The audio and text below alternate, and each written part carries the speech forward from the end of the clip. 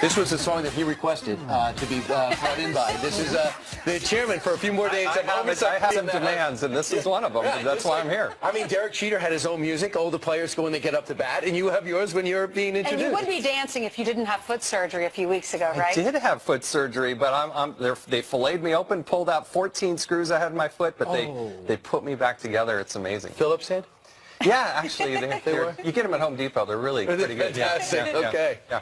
All right. Let's talk about what happened yesterday. Yeah. Theresa May says that's it. This has got to stop. She indicated that she thinks social media is the issue. There has to be some constraints. Is she right, wrong, or wrong tree? Look, the Oversight Committee, which I'm on, and by the way, our hearts go out to the people in London, and they were brutalized. You just can't even imagine. But let's remember that over the last several years, in the Oversight Committee alone, of which I happen to have chaired, we have begged the administration to look at social media when people apply for visas. We have begged them to look at federal employees.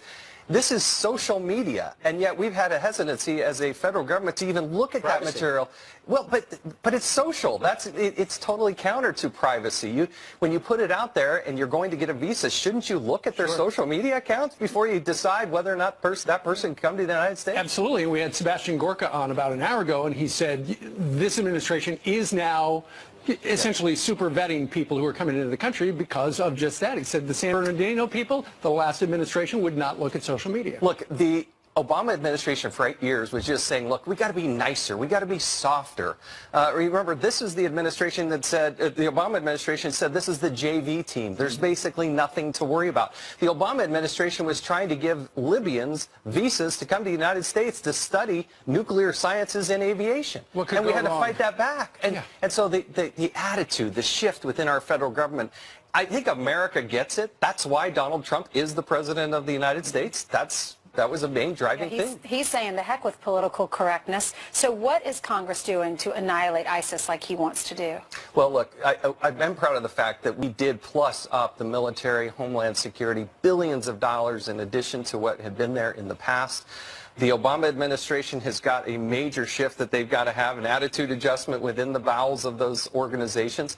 But I also think that the major problem right now is in the judicial branch, because Congress has clearly given the president, he not only has constitutional authority, but the president has statutory authority in order to make sure that the people that come to this country are properly vetted. And so it's very frustrating to look over at the judicial branch, a handful of people who are hold them back. Sure. Remember, James Comey said there was investigations in all 50 states when he was, remember, when he was just FBI director and wasn't a politician or a prosecutor. And he said it bothers him. We had the Secretary of Homeland Security say, if you know what I knew, you wouldn't be able to sleep at night. And then we see what happened in London. Why haven't there been more attacks here? Well, there is a lot of good work that our intelligence community, Homeland Security, and others do, and our local law enforcement. I think part of the role of Congress is to make sure that they're connecting those dots. What we found, for instance, in Boston is that the federal government had a lot of information, but they didn't share it with the local cops. And a lot of times it's going to be Boston and New York and Philly and L.A. It's going to be those law enforcement agencies that actually have the boots on the ground that can go into those communities and look at them. And we also need the communities to step up. Has that changed? That's pretty scary that they weren't working together. Well, we hope so. I mean, you know, it's very difficult. There are lots of issues out there, and there are literally tens of thousands of people that they're watching to one degree or another. That was the situation in the UK, and so you hope they are, but you got to give them the tools and the resources. Am I right? You talked to James Comey since he was fired? I did. I did have a conversation with him. I encouraged him to come testify before the Oversight and Government Reform Committee. He's taking, I think, the path of least resistance going to Senate Intel. I hope they pepper him with some very tough questions. What do you think it'll be like? It's hard to do this hearing without seeing the documents, and so there's this new question now with Mueller involved. Is the Department of Justice actually going to share those documents? But you have former Director Comey and the acting director both have said there have been no impediments, no political influence. So it's pretty hard for them to come back now and say, well, there was political influence by the president when they previously testified under oath saying that there had been. Did Comey admit to you that he does have those notes? He takes those memos or those notes out? No, I asked him very specifically. I said, where are those notes? Are they at the Department of Justice? Are they at your home? And he said he would not comment on that. He wouldn't say if he had them or didn't have them? He would not talk about it at all. All right. You are leaving your chairmanship at House Oversight, leaving the House of the People. at the end of the month. Do you have a job yet? Are you on Monster.com all day long? I'm working on it. Julie's afraid, my wife, who's standing right over there, she's worried that I'm going to be home fixing things. That's Stay off the ladder. On my radio show, we have ZipRecruiter, so I think you should try that. All right. Fair enough. That's why they say you can't retire, because then you're home together. You're used to being apart. All right, we wish you all the best. Good luck. Thank you. All right. Time now for some news, Jillian. You can use LinkedIn as well. So any of the above will work. Good morning to you guys. To you at home as well. An Oklahoma man is shot dead by a neighbor as he tries to drown his 3-month-old twins, a boy and a girl, in a bathtub. Leland Foster shot twice in the back as police say he held the babies underwater and threatened their mother with a knife. A child inside the home running to that neighbor for help. He was questioned by police but released. The twins will be okay. Former VP Al Gore getting some inconvenient truths of his own, courtesy of our Chris Wallace. You said unless we took, quote, drastic measures, the world would reach a point of no return within 10 years, and you called it a true planetary emergency. We're 11 years later. No, weren't you wrong? So how did he respond? Take a look. Unfortunately and regrettably, a lot of serious damage has been done. We are going to suffer some of these consequences, but we can limit and avoid the most catastrophic consequences if we accelerate the pace of change that's now beginning. A new segment is being added to Gore's upcoming sequel film to account for President Trump's withdrawal from the Paris Agreement. You got to take a look at this video. It's an incredible moment caught on camera. An Illinois man dives headfirst into a moving car to save a stranger's life, suffering a seizure at the wheel. Now you can see the car run a red light and continue to slowly move into oncoming traffic. Right there you can see his feet. Driver going the opposite way, he noticed, gets out of his car and jumps into the passenger window. That is absolutely incredible when you see video like that, guys. Absolutely. Yes. All right, thank you And very we're joined much. by Julie, Jason Chaffetz. Beautiful, lovely wife. Got my better half. You're going to have him home for a while, right? Yeah, it's going to be good. He's going to drive you crazy for a while. He might. That's okay. I'm going to put him to work. And we still be in one city at a time. Yes. Well, I know you're proud of him. We wish you all the best. Thank you. You're welcome. Thank you. All right. And we'll talk to you guys on radio. Meanwhile, coming up straight ahead, British Prime Minister Theresa May changing her tone in the war on terror, kinda. There is, to be frank, far too much tolerance of extremism in our country. But is it too little, too late? And Pete is having breakfast with friends in Plainfield, Connecticut. Hey, Pete. That is right. We're at the Old American Diner here. President Trump's up tweeting early this morning. We're reading them. We're going to ask Alan and Gloria and others about Alan, a veteran of Vietnam, the big red one, as you can see on his hat. We've been talking about President Trump, what's really going on in this country right now. And also, I've got a big old prime rib and eggs on my plate. Who here has had the prime rib? Ah, we got some fans. I'm telling you, it's solid. I'm going to eat it, and we're going to talk to these great folks just in a second.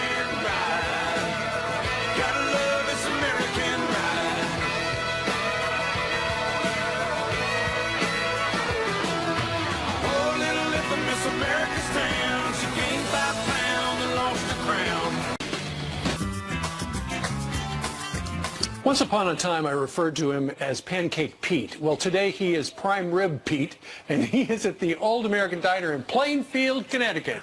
Good morning. Good morning. Good morning. Good morning, guys. I love that fancy new studio, but we love the great people here at Plainfield and Windham County, a county that went for President Trump for the first time for a Republican since George H.W. Bush in 1988, and it went overwhelmingly so because of the support of a lot of independents and Democrats. Alan, you describe yourself as an independent, a Vietnam veteran yourself. Why did you first initially support President Trump, and how do you think he's doing? Because the way he was going to take care of the military and the country. And how do you think he's doing so far? He's doing great, just that he has a lot of rough roads with the rest of the Democrats. Why do you feel like he faces so much opposition from the swamp? Because of the way they've been all the years for themselves. More for themselves than for the rest of the country. Exactly. Absolutely. Well, Gloria, I want to ask you a quick question. Good morning. Good morning. And he's been up tweeting, this president's been up tweeting this morning, and you mentioned that you like that he tweets and he gets his word out there. I do. He tweeted, the people, the lawyers, and the courts can call it whatever they want, but I'm calling it what we need and what it is, a travel ban. Do you like his emphasis on a travel ban, especially in light of London? Yes, I do. And I feel that this should have been done long ago. We have just let anybody and everybody come in, and I'm not against immigrants coming in. My great-grandparents are immigrants from Germany, but the thing is, we have to know who's coming in to keep our country and our families safe. President also tweeting this morning about political correctness, that he doesn't want the watered-down, politically correct version. He said it yesterday as well. How dangerous has political correctness been? It has put such a, shall I say, dent in our country.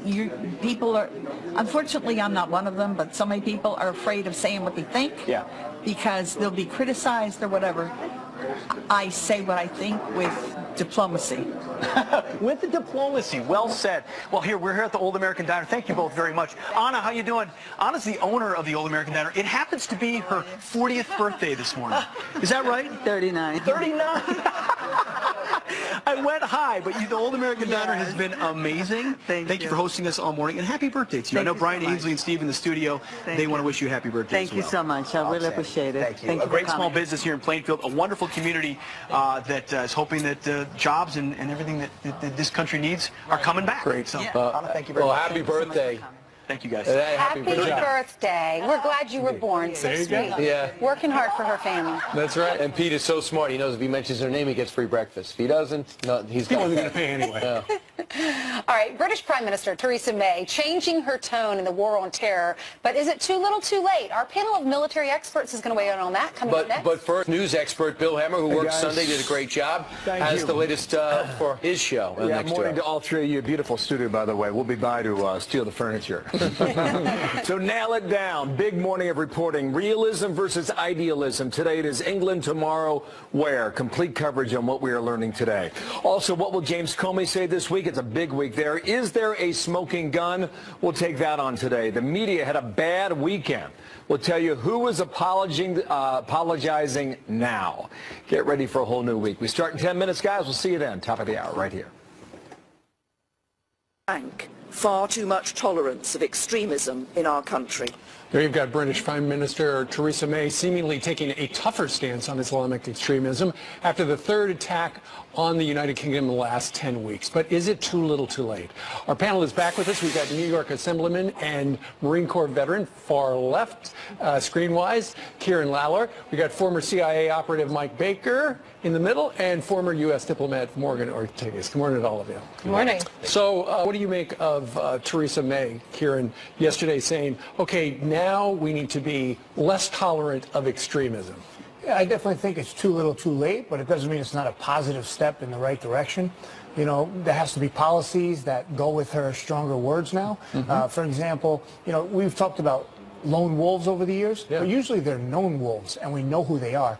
And I know here in New York and in the United States, what we've done, our law enforcement agencies have done, is go back on cold cases and say, was there anything we missed? Is there any development in this case? And try to reopen any cases that are hot again. Those are the kind of policies that have to follow up those tough words. Mike, all they would have had to have done was turn on the television, because one of these killers, who's now dead, was featured in a TV show called The Jihadis Next Door. So what do you make of the way she's been prosecuting the war on terror in the UK? Well, they have the laws that they have based on what they're willing to do, what the public is willing to put up with in terms of security. There's a pendulum that keeps swinging back and forth between security and civil liberties and privacy issues. And typically, that thing is always being calibrated based on the public's perception of the threat. After an attack, after a series of attacks, that pendulum swings over towards security, and they're willing to put up with a bit more. Now, frankly, we're all like raccoons chasing a shiny object. We don't have that much patience, so the pendulum goes back towards civil liberties after a short period of time. She said the right thing. She said what she needed to say in terms of enough is enough. And Kieran's also absolutely right in the sense that now it has to be backed up, because they can only work within the confines of the laws that exist, just like the Bureau here. Absolutely. Morgan, final word? Listen, I would say when it comes to Theresa May, we learned in November that you have a binary choice often in these elections. And for Jeremy Corbyn, he's been on the record saying that ISIL supporters should not be prosecuted for their speech, you know, in the UK. Again, we were just talking about civil liberties and what that means. But I think the U.S., NATO, all of our allies are going to have to take a very hard look at what's put on television, what's put on cyberspace, what's put on social media. I don't think that we're attacking it, as I said earlier today, as if this were a battle that we would have in Iraq or Afghanistan or Syria. We need to look at cyberspace that way. If we continue to allow these young millennial social media savvy terrorists to recruit people online, we're going to continue to play whack-a-mole. I think you're right about that. All right, Karen, Mike, and Morgan, thank you very much. Good morning. All right. We're going to step aside. Back in the new studio in 2 minutes.